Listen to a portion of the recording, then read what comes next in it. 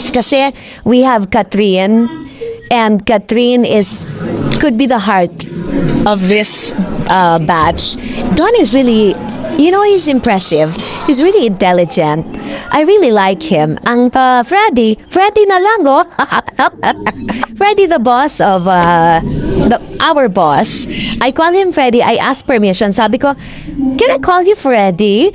Eugene Domingo, balik ka pamilya na matapos ang 17 years niya sa GMA 7 kung saan magiging regular judge siya sa Pilipinas Got Talent.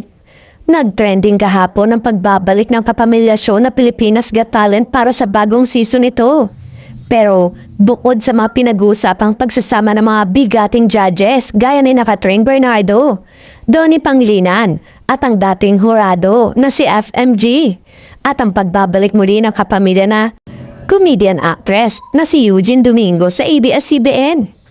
Tinawag na ni Miss Eugene ng ABS-CBN ang kanyang home kung saan lumabas siyang muli matapos ang ilang taon. Kaya naman, buhay na buhay ulit ang mga tagahanga niya na matagal ding naghintay sa kanyang pagbabalik.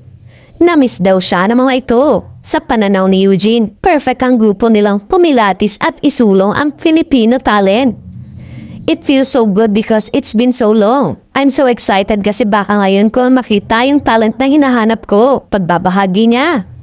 Mapapanood na ngayong March, samahan ng bagong set ng judges na kikilatis sa mga best Pinoy acts ng bansa.